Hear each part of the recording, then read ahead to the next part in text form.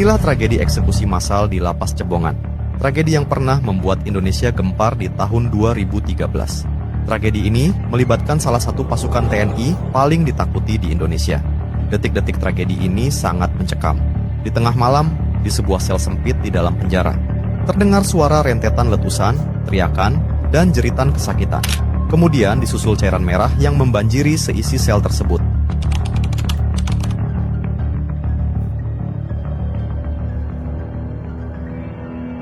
Pada tanggal 19 Maret 2013, sekitar pukul 2.20 dini hari, dua anggota Kopassus TNI Angkatan Darat memasuki sebuah tempat hiburan malam atau kafe di Jalan Adi Sucipto, Kota Yogyakarta. Mereka adalah Heru Santosa dan Alen. Namun, kehadiran Heru dan Alen rupanya mengusik geng preman yang sedang berkumpul di halaman kafe tersebut. Geng preman itu dipimpin seorang bernama Diki Ambon. Ketika memasuki kafe, Heru dan Alen bersenggolan dengan Diki Ambon beserta 7 temannya. Hal sepele itulah yang membuat Diki Ambon merasa tak senang. Dia kemudian mendekati Heru dan menanyakan dari mana asalnya. Tahu bahwa Diki Ambon sedang memancing masalah, Heru mengatakan bahwa dia dan Alen adalah anggota Kopassus. Namun mendengar kata Kopassus tak membuat Diki Ambon gentar sedikit pun. Dia malah terus memprovokasi Heru dan Alen hingga akhirnya terjadi adu mulut. Tak ingin masalah lebih panjang, Heru dan Alen mencoba mengabaikan Diki Ambon dan berjalan masuk ke dalam kafe. Namun Diki Ambon terus mengikuti sambil tetap memprovokasi. Hingga akhirnya perkelahian tak bisa dihindari. Karena kalah jumlah, Heru dan Alen terpojok dan dihajar kelompok Diki Ambon. Dan hal mengerikan pun terjadi. Diki Ambon bersama satu temannya memukul botol minuman ke kepala Heru. Tak berhenti sampai di situ, Diki melakukan tindakan beringas dengan menancapkan pecahan botol ke dada kiri Heru. Akibatnya, Heru tumbang dengan cairan merah membanjiri pakaiannya. Namun meski Heru sudah tak berdaya, geng preman itu semakin menjadi-jadi. Mereka terus memukul dan menendang, bahkan melempari Heru dengan botol dan gelas. Setelah merasa puas, geng Diki Ambon segera pergi meninggalkan kafe. Di depan halaman, mereka sempat berteriak-teriak dengan bangga, mengatakan kepada semua orang bahwa mereka telah berhasil menghilangkan nyawa seorang anggota Kopassus. Para pengunjung kafe hanya bisa mendengar dan menyaksikan kejadian itu dengan penuh ketakutan. Mereka sudah mengenal betul siapa Diki Ambon dan teman-temannya. Mereka adalah salah satu geng preman paling ditakuti di Jogja. Sering membuat onar, bahkan tak takut melakukan kekerasan brutal di keramaian. Geng Diki Ambon sering mendatangi tempat hiburan malam. Mereka tak mau membayar, bahkan seringkali meminta uang secara paksa kepada pengunjung lain. Korban mereka sudah sangat banyak. Dan malam itu, Heru sang anggota Kopassus menjadi korban berikutnya. Dalam keadaan terkapar penuh cairan merah, Heru segera dibawa ke rumah sakit menggunakan taksi. Namun sayang, dia kehilangan nyawa di perjalanan. Kabar duka berpulangnya Heru menyebar dengan cepat di kalangan anggota TNI, khususnya keluarga pasukan Kopassus. Namun di sebuah kamp pelatihan anggota Kopassus di Gunung Lawu, kabar itu bukan hanya menjadi duka, tetapi juga awal dari sebuah tragedi mengerikan yang mengguncang seluruh Indonesia.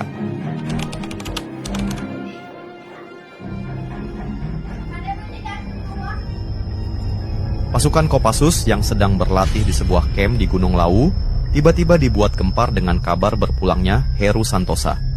Apalagi ketika mereka mengetahui apa yang menyebabkan Heru kehilangan nyawa. Tak hanya duka, anggota Kopassus yang ada di kamp tersebut merasakan amarah luar biasa. Seorang komandan di kamp itu menyadari betul jiwa korsa yang dimiliki para anggotanya. Jika seorang anggota Kopassus dilukai, maka anggota lainnya akan turun tangan membalas.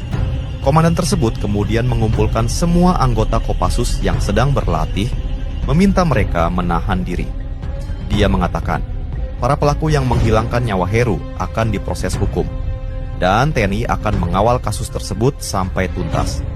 Namun meski sudah ditenangkan sang komandan, tetap saja amarah para anggota Kopassus tetap mendidih.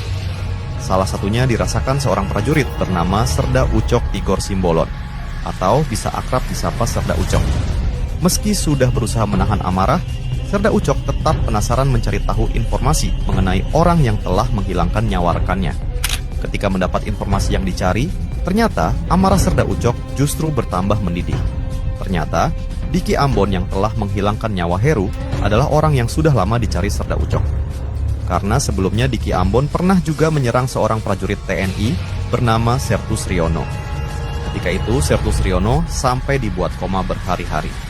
Dan Sertus Riono adalah sahabat dekat Serda Ucok. Bahkan disebutkan Serda Ucok berhutang nyawa pada Sertus Riono karena dirinya telah diselamatkan dari bahaya dalam operasi militer di Aceh. Belum lagi rekam jejak Diki Ambon yang ternyata sangat kelam. Dia pernah menghilangkan nyawa seorang mahasiswa dan juga meruda paksa seorang wanita. Selain itu, ada juga salah satu anggota geng preman Diki Ambon yang diketahui terlibat beredaran obat-obat terlarang. Mengetahui semua rekam jejak Diki Ambon tersebut membuat Serda Ucok tak sanggup menahan amarahnya. Dia mengumpulkan beberapa anggota Kopassus dan mengajak mereka melakukan aksi balas dendam. Hingga terkumpullah 12 anggota Kopassus yang akan mengadili semua kejahatan geng preman Diki Ambon dengan cara sangat mengerikan. Dan bagai sebuah takdir yang tak bisa ditolak, polisi berhasil menangkap Diki Ambon dan kawanannya atas kejahatan menganiaya Heru Santosa hingga kehilangan nyawa. Mereka awalnya ditahan di Mapolda Yogyakarta, namun karena alasan ruang sel yang sedang direnovasi, akhirnya geng preman Diki Ambon dipindahkan ke Lapas Cebongan, Sleman. Ketika pertama kali masuk ke dalam sel, Diki Ambon langsung bercerita di hadapan tahanan lainnya. Dia dengan bangga mengatakan bahwa gengnya telah menghilangkan nyawa seorang prajurit Kopassus. Entah apa maksud Diki Ambon menceritakannya, seolah itu adalah pencapaian sangat hebat. Yang pasti, ketika itu Diki Ambon CS tak menyadari bahwa sesuatu yang sangat mengerikan sedang bergerak mendekati mereka.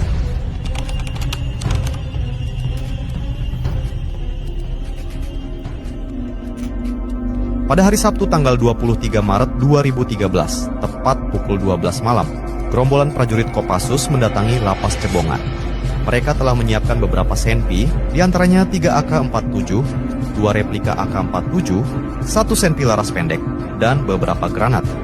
Mereka mengenakan seragam serba hitam, lengkap dengan rompi dan penutup muka. Ketika memasuki area lapas, mereka sempat dicegat oleh sipir penjaga.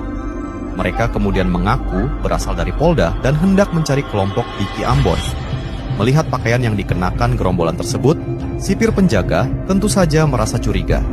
Sipir tidak bersedia membuka pintu depan lapas. Namun gerombolan itu langsung mengancam dengan senpi yang dibawa. Bahkan ada yang mengatakan, jika pintu tidak dibuka, maka lapas akan diratakan dan diledakkan. Karena merasa takut, sipir pun terpaksa membuka pintu depan lapas. Hingga akhirnya gerombolan berpakaian serba hitam itu masuk dan dengan cepat menguasai seluruh area lapas. Mereka bergerak sangat taktis, seolah telah terlatih bertahun-tahun menghadapi situasi seperti malam itu. Mereka menyebar ke seluruh wilayah lapas, kemudian menduduki area-area vital, seperti ruang CCTV dan tempat menyimpan kunci sel tahanan. Gerombolan itu kemudian mengambil semua kunci, lalu kembali menanyakan kepada sipir, di mana sel tahanan geng preman Diki Ambon. Didapatkan informasi, Diki Ambon dan teman-temannya ditahan di sel blok A5. Dari balik penutup wajah, Serda Ucok, prajurit Kopassus dari kamp pelatihan Gunung Lawu, memberi kode kepada 2 rekannya untuk bergerak ke sel blok A5. Sementara prajurit Kopassus lainnya yang berpakaian serba hitam tetap berjaga di seluruh area lapas. Ketika sampai di sel blok A5, 2 prajurit Kopassus segera membuka pintu dan berjaga di depannya. Sementara itu, Serda Ucok masuk dan langsung berteriak menanyakan di mana geng Diki Ambon. Saat itu di dalam sel ada 35 tahanan yang hanya terdiam tanpa menjawab sepatah kata pun. Mereka sangat ketakutan melihat seorang pria berpakaian serba hitam yang menenteng AK-47. Melihat para tahanan hanya diam, Serda Ucok mengubah pertanyaannya menjadi kalimat perintah. Dengan suara lantang, dia berteriak, "Siapa saja di sel ini yang bukan anggota Diki Ambon, cepat menyingkir." Dengan cepat 31 napi segera memisahkan diri dan hanya tersisa 3 orang yang mengangkat tangan di pojok sel tahanan. Tubuh mereka terlihat bergetar karena ketakutan. Tanpa sepatah kata pun, Serda Ucok memuntahkan timah panas ke arah 3 tahanan tersebut. Lantai sel tahanan langsung dibanjiri cairan merah. Suara rentetan letusan terus terdengar hingga AK-47 yang ada di tangan Serda Ucok macet. Bersamaan dengan itu, tubuh 3 tahanan ambruk dan terlihat jelas bahwa mereka telah kehilangan nyawa. Serda Ucok kemudian keluar sebentar untuk berganti AK-47 dengan salah satu anggota Kopassus yang berjaga di depan pintu sel. Dia kemudian kembali berteriak, "Di mana yang satu lagi?" Puluhan napi pun menyingkir dan hanya menyisakan satu tahanan yang berdiri di dekat kamar mandi dalam keadaan keringat dingin. Dan lagi-lagi, tanpa sepatah kata pun, AK-47 di tangan Serda Ucok menyala, memuntahkan timah panas ke arah tahanan tersebut. Tubuhnya pun ambruk sama seperti 3 rekannya yang lain. Setelah memastikan geng Diki Ambon telah kehilangan nyawa, Serda Ucok dan prajurit Kopassus lainnya segera meninggalkan lapas.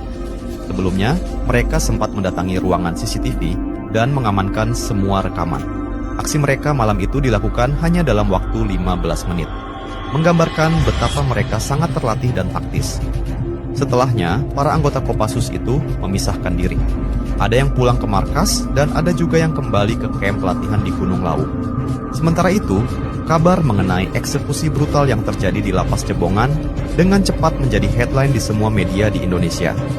Saat itu masyarakat tidak mengetahui siapa pelaku yang nekat membobol lapas, kemudian menghilangkan nyawa geng preman paling ditakuti di kota Jogja. Dan ketika semuanya berhasil diungkap, Serda Ucok dan 11 anggota Kopassus lainnya yang beraksi di malam itu justru menerima hal yang tidak pernah disangka.